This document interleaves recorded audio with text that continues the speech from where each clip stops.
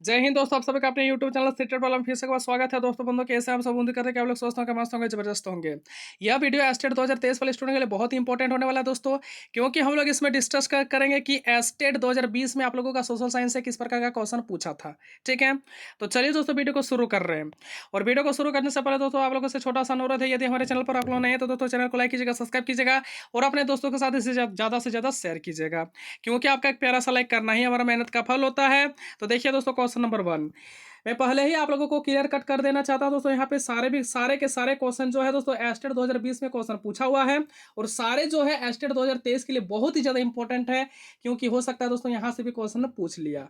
ठीक है, यानी पूछ ले। तो देखिए दोस्तों, क्वेश्चन नंबर वन बहुत ही अच्छा क्वेश्चन है। तो क्वेश्चन पूछा है कि यदि किसी राज्य की विधानसभा का अध्यक्ष पद त्यागना चाहे तो उसे अपना त्यागपत्र किसको देना होगा। तो अगर मान के चलते हैं कि आप जो है राज्य की विधानसभा का अध्यक्ष पद पर है, यदि अपने पद से आप रिजाइन करना चाहते हैं तो आपको रेजिग्नेशन जो है दोस्तों वो आपको किसको देना होगा, गवर्नर को अर्थात राज्यपाल को देना होगा। ठीक है, तो क्वेश्चन नंबर 1 का सही आंसर क्या हो जाएगा, राज्यपाल इसका सही आंसर हो जाएगा। अगला प्रश्न देखिए, सूचना का अधिकार अधिनियम के संबंध में कौन सा कथन सही है। इस क्वेश्चन में 4 ऑप्शन दिया हुआ था दोस्तों, 4 ऑप्शन में आपको चूज करना था कि कौन वाला ऑप्शन आपका सही होगा। तो याद रखिएगा, सूचना का अधिकार अधिनियम जो है यह एक प्रकार का संवैधानिक अधिकार है। क्या है ये, एक प्रकार का संवैधानिक अधिकार है। यह क्वेश्चन बहुत इंपॉर्टेंट है, इस बार पूछ सकता है। अगला प्रश्न देखिए, क्वेश्चन नंबर 3, एक वर्ष में कम से कम कितनी बार संसद की बैठक होना अनिवार्य है। यह भी क्वेश्चन बहुत ही अच्छा क्वेश्चन है। तो इस क्वेश्चन का सही आंसर क्या हो जाएगा, 2 बार। ठीक है, यानी हर हाल में संसद का बैठक एक साल में 2 बार होना चाहिए। अगर इतना नहीं होता दोस्तों उस पर सख्त कार्रवाई किया जाना चाहिए। ठीक है, यह सरकार का ऑर्डर है। अगला प्रश्न देखिए, क्वेश्चन नंबर 4, लोकसभा के स्पीकर का निर्वाचन कैसे होता है। यानी लोकसभा के जो स्पीकर होता है उसका जो चुनाव होता है, उसका जो निर्वाचन होता है वो कैसे होता है। तो देखिए, उसका जो चुनाव करता है दोस्तों, लोकसभा के सभी सदस्यों के द्वारा उसका चुनाव किया जाता है। किसका, न लोकसभा के स्पीकर का। ठीक है, ये तो क्वेश्चन नंबर 4 का सही आंसर क्या हो गया, क्वेश्चन नंबर 4 का सही आंसर हो गया लोकसभा के सभी सदस्यों के द्वारा। ठीक है, और यह भी क्वेश्चन आपका पूछा हुआ है। अगला प्रश्न देखिए, क्वेश्चन नंबर 5, लोकसभा चुनाव में निर्वाचित होने के लिए किसी व्यक्ति का न्यूनतम आयु कितना होना चाहिए। अगर आप लोकसभा के लिए इलेक्शन लड़ना चाहते हैं तो दोस्तों आपका आयु कितना होना चाहिए, 25 वर्ष होना चाहिए। तो क्वेश्चन नंबर 5 का सही आंसर क्या हो जाएगा, 25 वर्ष इसका सही आंसर हो जाएगा। ठीक है, नेक्स्ट क्वेश्चन, क्वेश्चन नंबर 6, राष्ट्रीय सुरक्षा समिति है ना, राष्ट्रीय सुरक्षा समिति का मुखिया कौन होता है, यानी अध्यक्ष कौन होता है, प्रधान कौन होता है, इस प्रकार का क्वेश्चन आपसे पूछ लिया जाता है। तो इस क्वेश्चन का सही आंसर क्या हो जाएगा, राष्ट्रपति हो जाएगा। ठीक है, क्योंकि सुरक्षा समिति का जो मुखिया होता है उसको हम लोग किसके नाम से जानते हैं, राष्ट्रपति। और वर्तमान समय में कौन है दोस्तों, न श्रीमती द्रौपदी मुर्मू। ठीक है, और इस प्रकार से भी क्वेश्चन पूछा जा सकता है दोस्तों कि सशस्त्र शक्ति का जो मुखिया होता है वो कौन होता है। तो याद रखिएगा दोस्तों, राष्ट्रपति ही होता है ना। याद रखिएगा दोस्तों, ये क्वेश्चन, दोनों क्वेश्चन जो है बहुत ही ज्यादा इंपॉर्टेंट है। किसके लिए, ना एस्टेट 2023 के एग्जाम के लिए, आने वाले एग्जाम के लिए, क्योंकि अभी आप लोगों का एग्जाम जो है कंटिन्यू चल ही रहा है। ठीक है, दांडी मार्च क्यों शुरू किया गया था। याद रखिएगा कि दांडी मार्च जो है ये महात्मा गांधी के द्वारा शुरू किया गया था। और इसको क्यों शुरू किया गया था, तो दोस्तों इसका मतलब आंसर जो हो जाएगा वो नमक कानून को तोड़ने के लिए शुरू किया गया था। क्या, दांडी मार्च शुरू किया गया था नमक कानून को भंग करने के लिए, नमक कानून को तोड़ने के लिए। ठीक है, क्योंकि उस समय पे जो है दोस्तों समुद्र के किनारे जाकर के कोई भी भारतीय जाकर के नमक नहीं बना सकता था। ये जो है ब्रिटिश सरकार जो है भारत के लोगों के ऊपर प्रतिबंध लगा दिया था। अगर आप नमक बनाना चाहेंगे तो दोस्तों आप पर क्या होगी, सख्त से सख्त कार्रवाई होगी। ठीक है, और अगर आप नमक बना सकते हैं लेकिन उसके लिए आपको टैक्स पे करना होता था, है ना। तो महात्मा गांधी ने दांडी मार्च शुरू कर दिया दोस्तों, है ना। दांडी मार्च शुरू कर दिया और वहां पर जाकर के क्या कर दिया दोस्तों, समुद्र के किनारे जाकर के नमक बनाया और नमक कानून को भंग कर दिया, नमक कानून को तोड़ दिया। ठीक है, तो क्वेश्चन नंबर 7 का सही आंसर क्या हो जाएगा, क्वेश्चन नंबर 7 का सही आंसर हो जाएगा नमक कानून को तोड़ने के लिए महात्मा गांधी ने दांडी मार्च शुरू किया था। याद रहेगा, याद रखना ही होगा दोस्तों, क्योंकि आप लोग शिक्षक बनने जा रहे हैं, इतना तो आप लोगों को याद रखना ही होगा। अखिल भारतीय हरिजन संघ की स्थापना किसके द्वारा की गई थी। तो इस क्वेश्चन का आंसर हो जाएगा महात्मा गांधी के द्वारा शुरू की गई थी। ये सारे क्वेश्चन बहुत ही ज़्यादा इंपॉर्टेंट है। मैं बार बार इंपॉर्टेंट आप लोगों को नहीं बोलना चाहता हूँ दोस्तों, क्योंकि हमें भी अच्छा नहीं लगता है। देखिए, जालियांवाला बाग हत्याकांड कब हुआ था, तो याद रखिएगा जालियांवाला बाग हत्याकांड हुआ था 13 अप्रैल 1919 ईस्वी को हुआ था।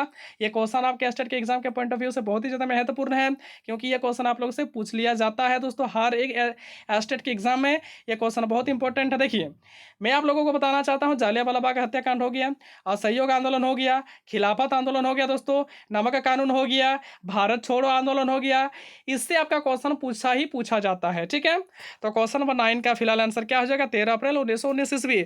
और ये क्वेश्चन हर बार पूछा जाता है दोस्तों आपके स्टेट के पेपर में। देखो तो किसने नील की खेती के संबंध में चंपारण में महात्मा गांधी को आमंत्रित किया था। चंपारण कहाँ है, बिहार में है। हो सकता है ये भी क्वेश्चन पूछ लिया जाए दोस्तों कि वर्तमान समय में चंपारण कहाँ स्थित है, तो बिहार में स्थित है। तो वहां पे जो दोस्तों कि ब्रिटिश सरकार जो है वो किसानों से नील की खेती करवाती थी दोस्तों। ठीक है, तो नील की खेती से संबंधित जो है चंपारण में महात्मा गांधी को आमंत्रित किया था। और उस व्यक्ति का क्या नाम था, क्वेश्चन में यह पूछा गया है। तो उस व्यक्ति का नाम था दोस्तों राजकुमार शुक्ला या फिर राजकुमार शुक्ल, बोलिए एक ही बात है। तो क्वेश्चन नंबर 10 का सही आंसर क्या हो जाएगा, राजकुमार शुक्ला।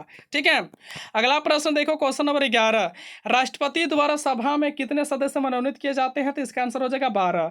यानी राष्ट्रपति जो है दोस्तों राज्यसभा के लिए 12 सदस्य को अपने मन से चुन सकता है, जिसको हम लोग मनोनीत बोलते हैं। तो इस क्वेश्चन का सही आंसर क्या हो जाएगा, क्वेश्चन नंबर 11 का सही आंसर हो जाएगा 12 सदस्य जो है राष्ट्रपति राज्यसभा के लिए मनोनीत चुने जाते हैं। ठीक है, अगला प्रश्न देखिए, प्लासी का युद्ध कब लड़ा गया था।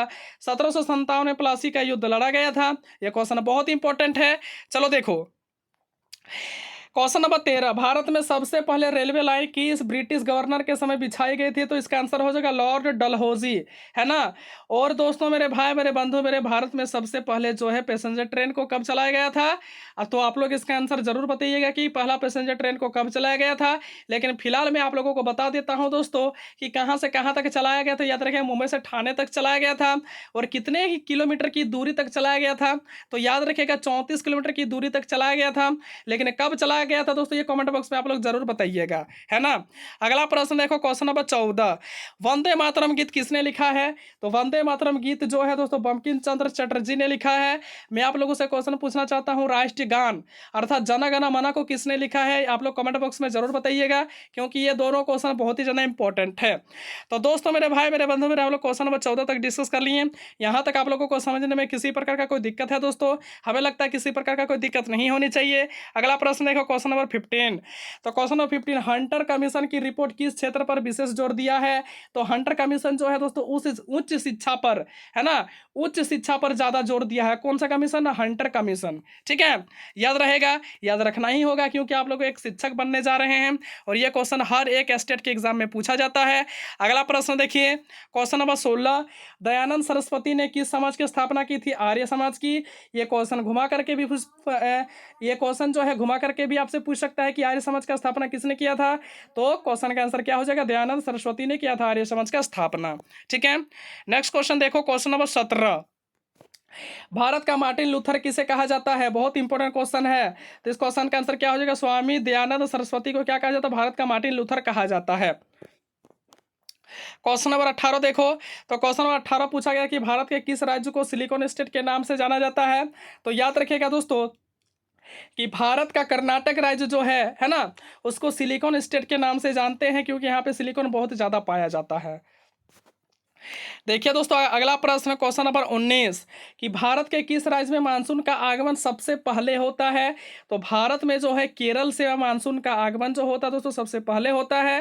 ठीक है, केरल ही एक ऐसा राज्य है भारत का जहां पे सबसे पहले मानसून आती है। ठीक है, तो अगला प्रश्न देखिए क्वेश्चन नंबर 20, ये सारे क्वेश्चन बहुत ही ज्यादा इंपॉर्टेंट है दोस्तों। चेरापूंजी कहाँ स्थित है। वर्तमान समय में जो चेरापूंजी है दोस्तों वो मेघालय राज्य में स्थित है। कहाँ पर है, मेघालय राज्य में स्थित है। तो दोस्तों हम लोग क्वेश्चन नंबर 20 तक डिस्कस कर लिए। यहाँ तक आप लोगों को समझने में किसी प्रकार का कोई दिक्कत हुआ दोस्तों, हमें लगता है किसी प्रकार का कोई दिक्कत नहीं होना चाहिए। अगला प्रश्न देखिए क्वेश्चन नंबर 21, क्वेश्चन नंबर 21 में पूछा गया कि तीस्ता जल विद्युत परियोजना किस राज्य में स्थित है। याद रखिएगा कि सिक्किम या फिर पश्चिम बंगाल। ठीक है, तीस्ता जल विद्युत परियोजना जो है सिक्किम में भी स्थित है। सिक्किम की राजधानी कहाँ है दोस्तों, गंगटोक। और दोस्तों पश्चिम बंगाल। ठीक है ना, याद रहेगा कि नहीं, याद रखना ही होगा, क्योंकि आप लोग एक शिक्षक बनने जा रहे हैं और ये दोनों में से एक ऑप्शन आपके एग्जाम में रहेगा दोस्तों। ठीक है, क्योंकि ये क्वेश्चन बहुत ज्यादा इंपॉर्टेंट है, हो सकता है ये क्वेश्चन पूछ लिया जाए। ठीक है, अगला प्रश्न देखो क्वेश्चन नंबर 22, जादूगोड़ा किसके लिए मशहूर है। जादूगोड़ा एक स्थान का नाम है जो कहाँ पर है, झारखंड में है। और ये बहुत ही ज्यादा फेमस है, किसके लिए, यूरेनियम के लिए बहुत ही ज्यादा फेमस है जादूगोड़ा। ठीक है, कहीं कहीं पे जादूगोड़ा लिखा हुआ रहता है, वही बात है, या फिर जादूगोड़ा घोड़ा वही बात है दोस्तों, आप लोग कंफ्यूज नहीं होइएगा। जादू घोड़ा एक स्थान है जो कहाँ पर है ना, झारखंड में है। वो किसके लिए बहुत ही ज़्यादा फेमस है? तो यूरेनियम के लिए बहुत ही ज़्यादा फेमस है। अगला प्रश्न देखो, क्वेश्चन नंबर 23। भारत में किस राज्य में राजमार्ग की लंबाई सबसे अधिक है? इसका आंसर हो जाएगा यूपी, उत्तर प्रदेश। ठीक है, यानी भारत में जो उत्तर प्रदेश एक ऐसा राज्य है दोस्तों जिसका राजमार्ग जो है सबसे अधिक लंबाई वाला है। अगला प्रश्न देखो दोस्तों, क्वेश्चन नंबर 24। क्वेश्चन नंबर 24 जो है बहुत ही अच्छा क्वेश्चन है कि जयप्रकाश नारायण अंतर्राष्ट्रीय एयरपोर्ट कहाँ स्थित है? तो याद रखिएगा पटना में स्थित है ना। और पटना किसकी राजधानी है? बिहार की राजधानी पटना होता है। तो क्वेश्चन नंबर 24 का सही आंसर क्या हो जाएगा? पटना इसका सही आंसर हो जाएगा। ये क्वेश्चन बहुत इंपॉर्टेंट है स्टेट 2023 के लिए। अगला प्रश्न देखो, क्वेश्चन नंबर 25। तो क्वेश्चन नंबर 25 में पूछा कि ग्वादर पत्तन किस देश में स्थित है? तो ग्वादर पत्तन जो है पाकिस्तान में स्थित। कहां पर? पाकिस्तान में स्थित है दोस्तों। अगला प्रश्न देखो, क्वेश्चन नंबर 26। तो किस देश को श्वेत हाथी की भूमि कहा जाता है? तो अर्थात क्वेश्चन पूछने का तात्पर्य यह है कि श्वेत हाथी कहां पर पाया जाता है, सबसे अधिक जो है सादा हाथी कहां पर पाया जाता है, सफेद हाथी कहां पर पाया जाता है? याद रखेगा थाईलैंड में। ठीक है, इसीलिए थाईलैंड को श्वेत हाथी का भूमि कहा जाता है। ये क्वेश्चन भी बहुत ही ज्यादा अच्छा क्वेश्चन है, बहुत ही इंपॉर्टेंट क्वेश्चन है। अगला प्रश्न देखो, क्वेश्चन नंबर 27। भारत छोड़ो आंदोलन का नेतृत्व किसने किया था? तो भारत छोड़ो आंदोलन का नेतृत्व किया था महात्मा गांधी ने। और भारत छोड़ो आंदोलन जो है दोस्तों भारत का अंतिम राष्ट्रीय आंदोलन था, जिसका शुरुआत किया गया था 1942 को। उसके बाद कोई भी आंदोलन नहीं हुआ था। इसके बाद जो है अंग्रेज हमारे देश को छोड़ करके चले जाने लगे और फाइनली हम लोग 15 अगस्त 1947 में क्या हो गए? आजाद हो गए। ठीक है, अगला प्रश्न देखो, क्वेश्चन नंबर 28। स्वतंत्र भारत के अंतिम गवर्नर जनरल कौन थे? तो स्वतंत्र भारत के अंतिम गवर्नर जनरल जो कौन थे दोस्तों? चक्रवर्ती सी राजगोपालाचारी। क्या? चक्रवर्ती सी राजगोपालाचारी थे। तो क्वेश्चन नंबर 28 भी बहुत ही अच्छा क्वेश्चन है, बहुत ही इंपॉर्टेंट क्वेश्चन है आपके स्टेट के एग्जाम के लिए। अगला प्रश्न देखो, क्वेश्चन नंबर 29। क्वेश्चन नंबर 29 में पूछा गया कि इंडिया विंस फ्रीडम पुस्तक किसकी आत्मकथा है? तो ये जो पुस्तक है दोस्तों मौलाना अबुल कलाम आजाद का जो है आत्मकथा है। ठीक है, अगला प्रश्न देखिए, क्वेश्चन नंबर 30 और इस वीडियो का लास्ट क्वेश्चन दोस्तों कि भक्ति आंदोलन किसके द्वारा शुरू किया गया था? याद रखिएगा भक्ति आंदोलन जो है आलवार संतों के द्वारा शुरू किया गया था। और हम लोग दोस्तों इस वीडियो में 30 क्वेश्चन डिस्कस कर लिए। सारे के सारे क्वेश्चन जो दोस्तों स्टेट 2020 के पेपर में आया हुआ है। और कौन सा पेपर? ना सोशल साइंस के पेपर में पूछा हुआ है। ठीक है, और 30 का 30 क्वेश्चन बहुत ही ज्यादा इंपॉर्टेंट है दोस्तों किसके लिए ना, अपकमिंग स्टेट एग्जाम जो आप लोगों का हो रहा है दोस्तों। ठीक है, कॉन्टिन्यूसली हो रहा है। आज हो गया दोस्तों आप लोगों का 7 तारीख। ठीक है, 7 सितंबर हो गया, आप लोगों का 15 तारीख तक एग्जाम है। ठीक है, उस विद्यार्थियों के लिए बहुत ही ज़्यादा इंपॉर्टेंट होने वाला है ये वीडियो। ठीक है, तो दोस्तों मेरे भाई मेरे बंधु मेरे हम लोग इस वीडियो में 30 क्वेश्चन डिस्कस किए। तो उम्मीद करते हैं कि ये वीडियो अच्छा लगा है दोस्तों। यदि वीडियो अच्छा लगा है तो दोस्तों वीडियो के अंदर एक प्यारा सा लाइक जरूर कीजिएगा, क्योंकि आपका एक प्यारा सा लाइक करना है हमारा मेहनत का फल होता है। तो चलिए दोस्तों इस वीडियो में इतना ही डिस्कस करते हैं, मिलते हैं नेक्स्ट वीडियो पर। तब तक के लिए आप लोगों का बहुत बहुत धन्यवाद वीडियो का अंत तक देखने के लिए। और वीडियो के अंत में दोस्तों जय हिंद, जय भारत।